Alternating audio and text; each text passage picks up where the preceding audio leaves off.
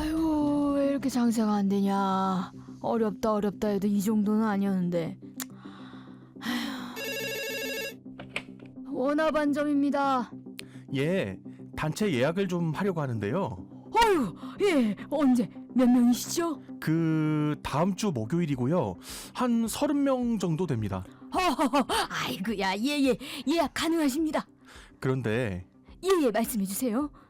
그 연예인 아시죠? 예? 아우, 잘 알죠. 엄청 유명하시잖아요. 사실 그분 공연하고 뒤풀이로 스태프들 다 같이 가는 거거든요. 아, 지역에서 공연하신다는 이야기는 들었는데 저희 가게를 선택해 주시고 영광입니다. 아, 네. 그 재료도 신경 써서 잘 부탁드릴게요. 알겠습니다. 감사합니다. 지역에서 한 음식점을 운영하고 있는 A씨는 오래간만에 들려온 단체 예약 소식에 들뜬 마음이었습니다. 가뜩이나 경기가 어려워 손님이 줄고 있는 시점이라 더더욱 그랬습니다. 거기다 유명 연예인이 자신의 가게를 찾는다고 하니 어쩐지 더 설레는 마음이었을 건데요. 그렇게 예약을 받은 지 한 나흘째가 되던 날, 가게로 전화 한 통이 다시 걸려왔습니다. 네, 원화반점입니다. 사장님, 저 며칠 전에 전화드렸던 연예인 매니저인데요. 네, 안 그래도 제가 특별히 재료도 좋은 거 갖다 놓고 준비 잘하고 있습니다. 아이고, 감사합니다. 아이, 선생님도 기대가 많으세요. 그런데 부탁이 있어서 전화드렸거든요. 아, 네, 어떤... 그 선생님이 좋아하시는 술이 있는데 그게 가게에 있을지 모르겠습니다. 어떤 술이시죠? 그... 라고 시중에 잘 없긴 하거든요. 아, 저희 가게에도 없긴 한데... 아, 그래요? 특별한 날이라 꼭 그 술이 준비됐으면 하는데. 그러면 사장님, 이렇게 하시면 어때요? 저희가 평소에 그 술 사던 업체가 있는데 그쪽에서 미리 들여놔 주시면 어떨까 하는데요. 그러시죠. 그 업체 번호 좀 알려주시겠어요? 예. 제가 문자로 남겨드릴게요. 시중에서 구하기 어려운 술이 있는데 자신이 알고 있는 특정 업체에게 미리 구매를 해놔달라는 예약자의 요청. 사장 A씨는 처음 겪어보는 일이기는 했지만 회식을 마친 후 계산할 때 함께 결제하겠다는 말에 흔쾌히 알겠다고 했습니다. 하지만 예약 당일 30명의 스태프과 함께 오겠다던 그 남성은 결국 나타나지 않았습니다. A씨가 아무리 전화를 걸어봐도 연락은 끝내 되지 않았죠. 경남 창원에서 가수 남진의 소속사 직원을 사칭해 식당에 대규모 예약을 걸고 고가 술까지 준비하게 한 뒤 연락을 끊는 SBS 예능 프로그램 런닝맨 제작진인 척 대리 주문을 부탁해 사기 피해를 봤다는 내용의 진정서를 접수해 입건 전 조사에 착수했습니다. 최근 유명 연예인이나 정치인을 사칭해 식당에 거짓 예약을 하고 금전적 피해를 주는 이른바 노쇼 사기가 기승을 부리고 있습니다. 그저 단순 변심이 아닌 치밀하게 계획된 조직적 사기 행태를 보이고 있다는 점에서 우려가 커지는 상황인데요.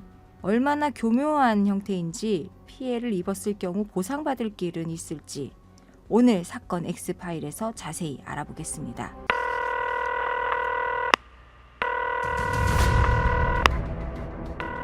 사건은 보이는 것보다 가까이 있다. 이원화 변호사의 사건 X파일.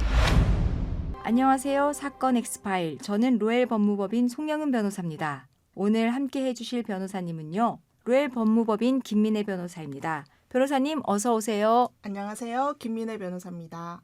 회식을 한다거나 인기가 있는 식당을 가야 한다. 이러면 미리 예약을 해놓고 하잖아요. 그리고 예약을 한다는 건 결국 가게 입장에서는 현장에서 받을 손님이 오셨음에도 그 자리를 비워놓겠다라는 약속 같은 것이라서 매출과도 직결이 되는 부분이란 말이죠.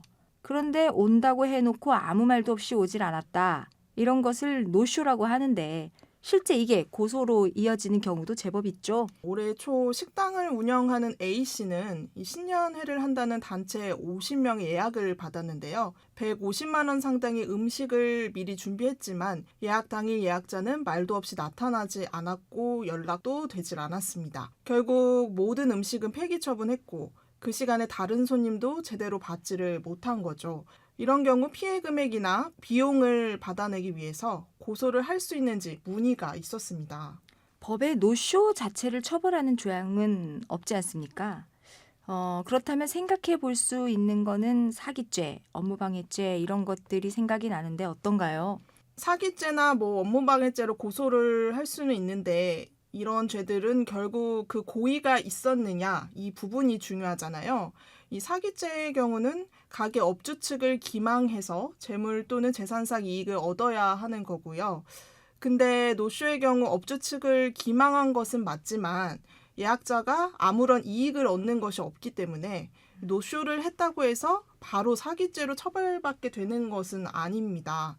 또 업무방해죄도 예약을 허위로 해서 그 영업을 방해할 의도, 그 고의가 인정돼야 하니까요.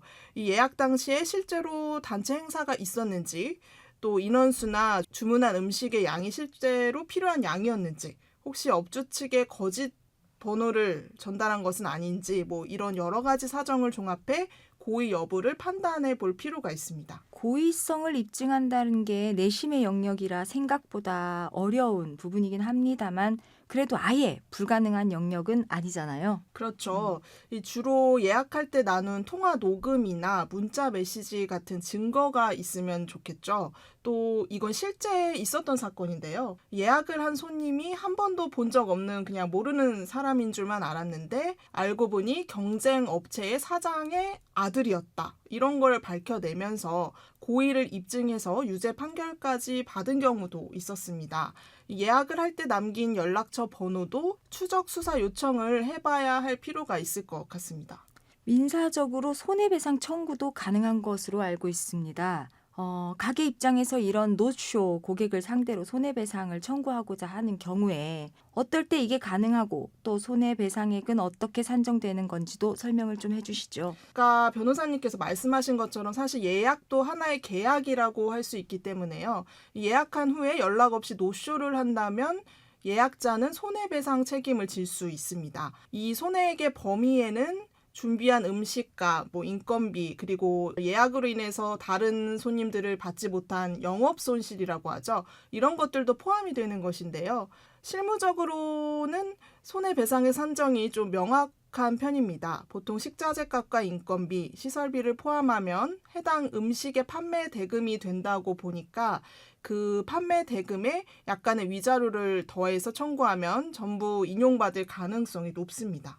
네, 그런데 이런 단순 변심으로 인한 노쇼도 가게에 타격을 주는 상당히 큰 문제입니다만은 최근에 이 노쇼가 굉장히 조직적으로 마치 연예인을 사칭한다거나 이런 식으로 범죄화되고 있는 상황이 보이거든요. 일단 어떤 사례들이 있는지부터 알아볼까요? 네, 주로 연예인 소속사를 사칭하는 경우가 많습니다. 가수 누구 또는 배우 누구 소속사인데 행사나 영화 촬영 뒤풀이로 단체 회식을 예약하려고 한다. 가서 결제할 테니까 미리 비싼 술을 구입해 달라. 이렇게 하면서 특정 업체를 알려주는 거예요. 근데 사실은 그 업체가 다 가짜고 먼저 결제만 하게 하고는 잠수를 타버리는 거죠. 또 최근엔 대선을 앞두고 정치인 관련 노쇼 사례들도 생기고 있는데요. 내가 의원 비서관인데 의원님, 장관님 포함해서 한 20명 정도 회식을 가려고 한다. 의원님이 특별히 원하는 와인이 있는데 2병 정도 미리 준비해 달라고 하면서 또 와인 업체를 알려주는 거죠. 이 피해 식당은 실제 와인값으로 1,000만 원 정도를 송금했다고 합니다. 말씀해 주신 내용을 살펴보면 디테일에 있어서는 조금 차이가 있어도 수법 자체는 동일한 것이네요. 그렇죠. 일단 유명 인사를 사칭해서 단체 예약을 하면서 미리 이 업체에서 술 같은 걸 준비해 달라고 하면서 가짜 업체를 소개해주고 선결제를 받아내고는 연락을 끊어버리는 방식이죠. 가게 하시는 분들 입장에서는 요즘 경기도 안 좋은 데다가 단체 손님 그것도 유명인들이 온다고 하면 기쁜 마음을 가지실 것 같아요. 그리고 예약자한테 돈을 보내주는 것도 아니고 업체한테 돈을 주고 술을 사오는 형태인 것이잖아요. 그래서 좀 불편하기는 해도 이 예약자가 사기꾼일 것이다. 그런 생각은 하기 어려울 것 같거든요. 그 소개해주는 업체가 실제 있을 것 같은 업체니까 그런 업체를 소개해주고 또 진짜로 유명인들 회식에 필요할 것 같은 뭐 고급 술을 주문해달라고 하니까 이것이 사기일 거라고는 생각을 못하고 미리 선결제를 해서 그런 술을 구입해 놓는 것이죠. 심지어 최근 군인이나 공무원을 사칭한 노쇼 케이스도 굉장히 많이 보도가 되고 있는데